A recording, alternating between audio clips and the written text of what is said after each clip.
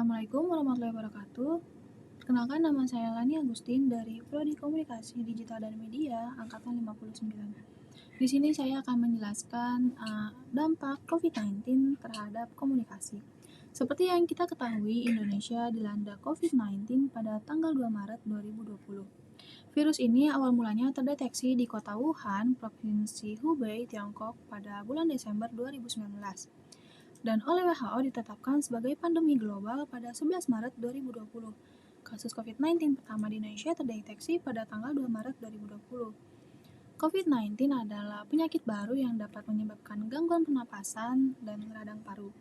Penyakit ini disebabkan oleh infeksi Severe Acute Respiratory Syndrome Coronavirus 2. Gejala klinis yang muncul beragam, mulai dari seperti gejala flu biasa, seperti batuk, pilek, nyeri tenggorokan, nyeri otot, nyeri kepala, sampai berkomplikasi berat pneumonia atau sepsis. Ada dugaan bahwa virus corona awalnya ditularkan dari hewan ke manusia, namun kemudian diketahui bahwa virus corona juga menular dari manusia ke manusia. Seseorang yang dapat tertular COVID-19 mulai melalui berbagai cara. Yang pertama itu seperti tidak sengaja menghirup percikan ludah droplet yang keluar saat penderita COVID-19 batuk atau bersin. Yang kedua, memegang mulut atau hidung tanpa mencuci tangan terlebih dahulu. Setelah menyentuh benda yang terkena droplet penderita COVID-19, misalnya uang, gagang pintu, atau permukaan meja. Yang ketiga, melakukan kontak jarak dekat kurang dari 1-2 meter dengan penderita COVID-19 tanpa mengenakan masker. Pandemi COVID-19 tidak hanya berdampak pada kesehatan masyarakat, tetapi juga memengaruhi kondisi perekonomian, pendidikan, dan kehidupan sosial masyarakat Indonesia. Berdasarkan data Badan Nasional Penanggulangan Bencana (BNPB), jumlah pasien positif terinfeksi COVID-19 di Indonesia mencapai 6.575 orang per 19 April 2020. Pandemi ini menyebabkan beberapa pemerintah daerah menerapkan kebijakan pembatasan sosial berskala besar atau sering disebut dengan PSBB yang berimplikasi terhadap pembatasan aktivitas masyarakat termasuk aktivitas ekonomi, aktivitas pendidikan, dan aktivitas sosial lainnya. Dalam kondisi pandemi saat itu, bukan hanya gaya hidup saja yang berubah, tapi cara berkomunikasi sosial masyarakat juga ikut berubah seiring dengan terus dijalankannya menjaga jarak satu sama lain atau dikenal dengan social distancing. Komunikasi adalah proses pengiriman dan penerimaan informasi, gagasan, atau pesan antara satu atau lebih individu atau kelompok dalam suatu sistem sosial.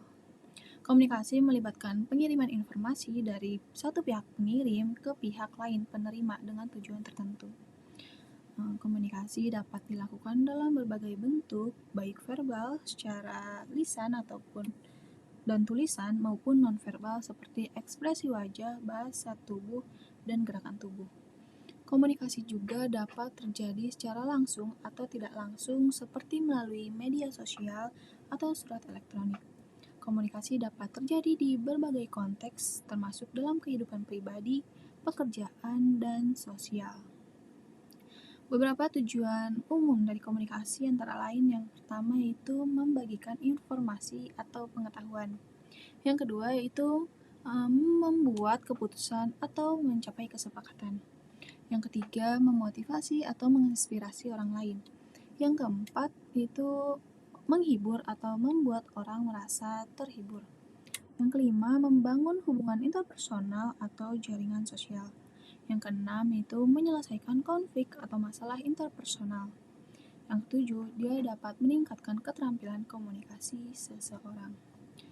Komunikasi yang efektif dan efisien akan memastikan bahwa pesan yang disampaikan dapat dipahami dengan baik oleh pihak penerima dan tujuan komunikasi dapat dicapai dengan baik dan berjalan dengan lancar. Komunikasi digital menjadi pilihan terbaik dalam menghadapi COVID-19.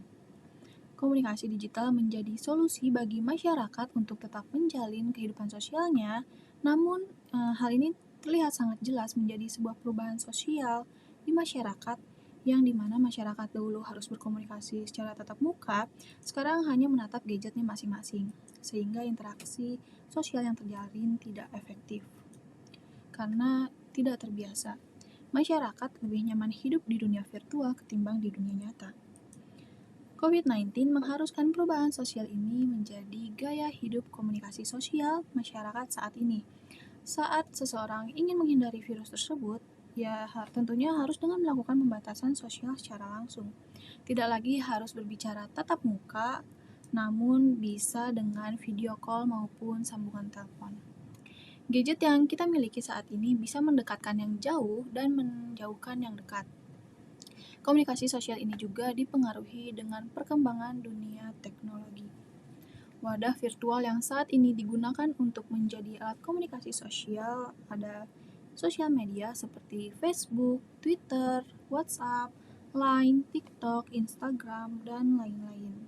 Seperti yang kita alami yaitu lockdown waktu pada tahun 2020 sekitar 3-4 bulan.